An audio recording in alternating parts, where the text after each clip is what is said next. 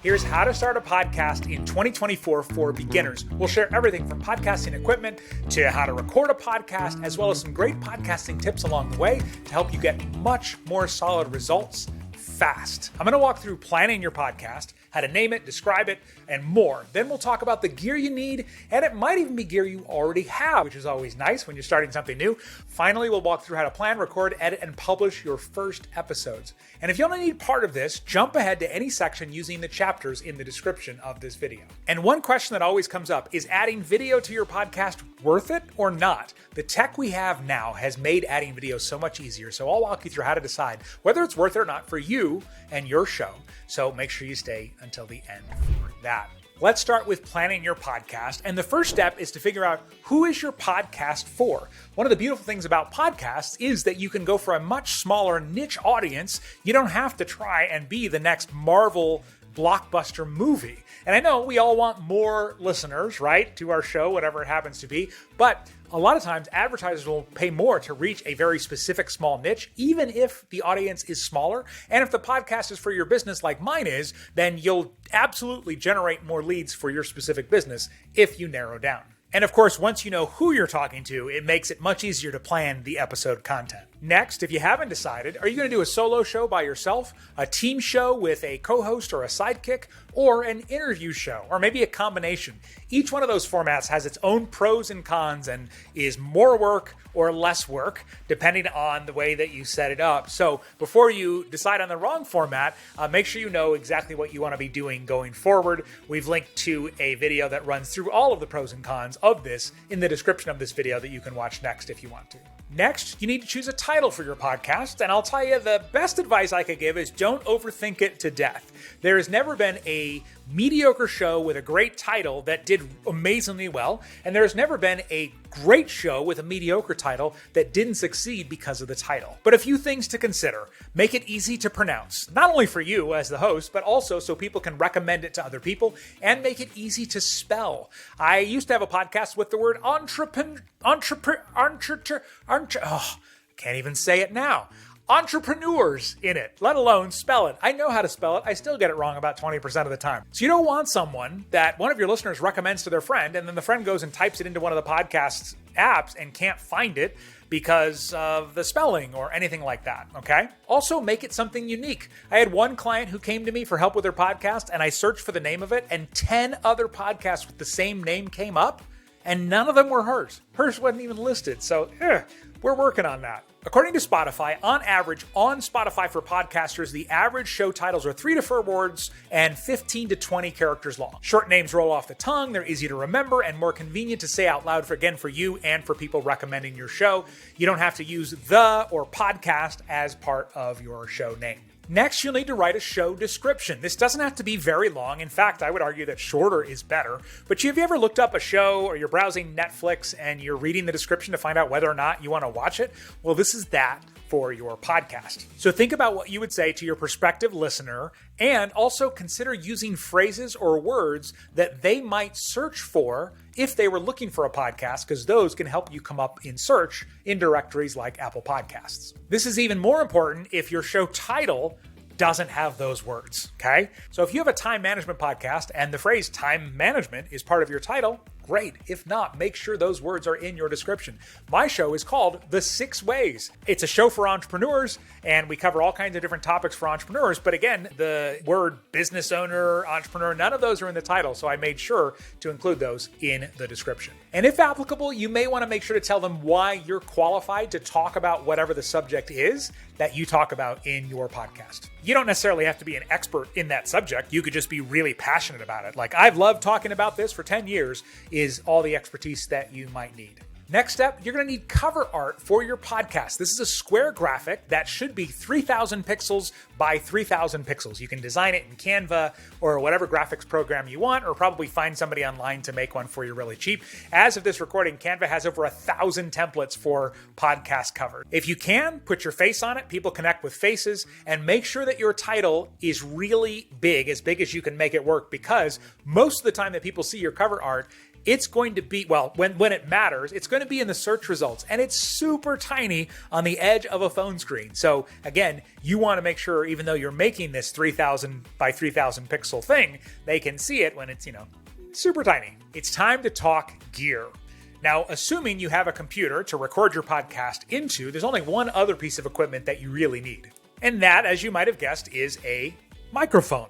The audio quality is going to be really important because if your audio is distorted or quiet or muddy or anything like that, doesn't matter how good the words you are saying are, nobody's going to bother to listen to it. So it's well worth investing in a microphone to get started. We put together a special video with our 3 best microphone recommendations for beginner podcasters, and you can find that linked up on the screen or find it in the description of this video to watch after this one. Now, that's one of the great things about podcasting is how little is required to get started, but maybe you've decided you want to have video for your podcast. In that case, of course, you'll need a camera, and the easiest thing to do is just start with the webcam that you already have. If it's your built-in webcam, like on a laptop, those tend to be garbage, so maybe invest in something. But if you've already got a pretty good webcam for Zoom, you can start with that. That's what I started with my video podcast. Plus, with a webcam, then you can record directly into software on your computer, so there's no need to transfer files from memory cards or anything like that later on. We'll talk about the software piece here in just a second. Another option is to record on your smartphone. Now, you probably want a tripod or something to mount it on because you're not going to hold it up for even a 10-minute podcast episode, most likely. And if you are going to use your phone, I suggest connecting it to your computer somehow so that you can record the audio and the video at the same time instead of having to sync them up later when you edit. Huge time saver.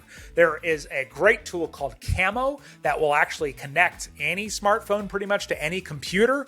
But also, if you are an Apple user, you can actually connect your iPhone to your Mac wirelessly without any additional software. And if you already own an external camera that shoots in at least 1080p, you could use that for your video podcast as well.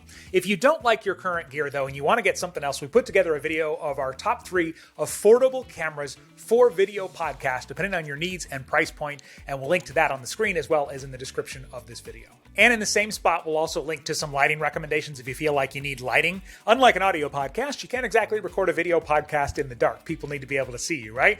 But you can also face a window. Always start with whatever the most basic solution is, but when you need a higher level recommendation, we're happy to make one for you. It's time to talk about software. And the software we have today has gotten so much easier to use, even if you don't feel like you have very good tech skills, and does more amazing things than anything we've ever had in the past, which is generally how technology works, right? But I'm pretty excited about it. If your podcast is just you, we recommend using Descript for recording because you can record directly into the Descript app and then edit in the same place. Again, if you're not having to transfer files, that saves a step, right? And you can try the free version of Descript first to see if you like it. We'll link to that. Now, if you're planning to interview guests or have a co-host that will be in a location different from you, audio or video-wise, you'll want a tool that will actually record locally on both computers. So let's say that I am here in Arizona in the United States and I am recording a podcast with a guest who happens to be in Germany.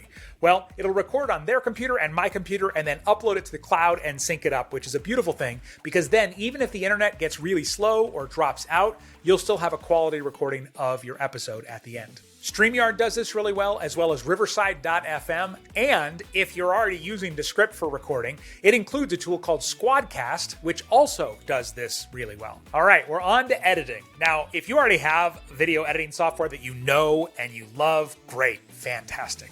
But if you're unsure or you're, tech challenged, you feel like that's you, I can't recommend Descript enough along with Squadcast. You can record solo episodes right into Descript. You can record guest episodes in Squadcast. It'll automatically put them into Descript for you, and it's really beginner friendly. And if you plan your show well, you may not have much to edit at all. You might just need to trim off the front and the back. And in Descript, we do that by simply highlighting the words we don't want and hitting delete just by editing a Word document. Finally, the last piece of software that you'll need is a podcast host. So while you can upload a video podcast direct to YouTube, if you want your audio podcast to be out in Spotify and Apple Podcasts and all those places, you need somewhere for those to be hosted. There are some free options, and I'll give you one here in just a second, but some of the free tools out there have terms where they claim ownership of your content. Others will run ads on your show. and you don't get to share any of the revenue from it. So they're basically profiting from your show. And just be careful, because there's a lot of them where they say free or free to get started, but it's really just a free trial disguised as a free podcast host. That being said, my favorite free option is Spotify for podcasters, and you can truly host a podcast for free on Spotify. It doesn't have all the features that a paid one does, and you will have to then actually add your podcast manually. It's a one-time process, but manually to the other podcast directories like Amazon Music, Apple Podcasts, and all of those, because just putting it on Spotify will just put it on Spotify. Now, when we jump into paid services, which can be really affordable, they'll automatically distribute every episode to all of the major podcasting platforms. When somebody hears about your podcast and they go search for it in whatever their podcasting app is, you want it to come up, right? You don't want them to have to look for it. And then if they decide to ask you about it, if they have any way to even contact you, and then you say, oh, sorry, it's only available in this one place, right? So we want to put our show everywhere. Some of the paid ones will run ads on your show if you want them to, and then split the profits with you, which is obviously a nice business model. And the biggest thing that you get with paid ones is you will actually get the option to have dynamic audio insertion or dynamic ad insertion. It's called a whole bunch of different things, but essentially means you can actually add a piece of content to your podcast after it's published. So imagine you're going along, you've published 20 episodes, 30, 50, maybe 100 episodes, but in 2 weeks you're having a sale, or you have something you want to promote very specifically, a workshop, whatever it might be. Well, now you can go in and you can record a new piece of audio, and then you can have it added to the front, the back, or in some cases, the middle of every episode you've ever put out. Podcast listeners sometimes don't discover you until episode 87, and then they go back and listen to old ones.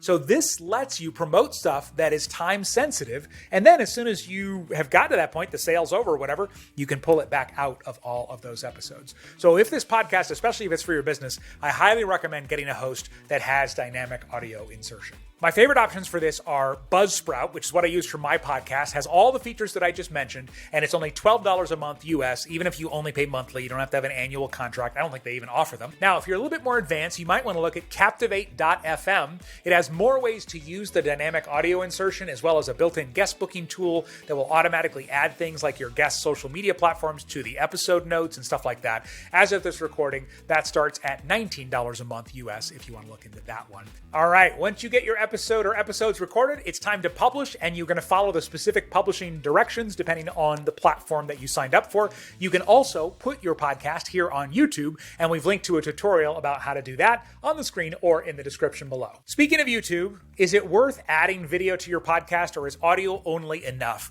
I look at audio podcasts versus video podcasts as like a car versus a jet, okay?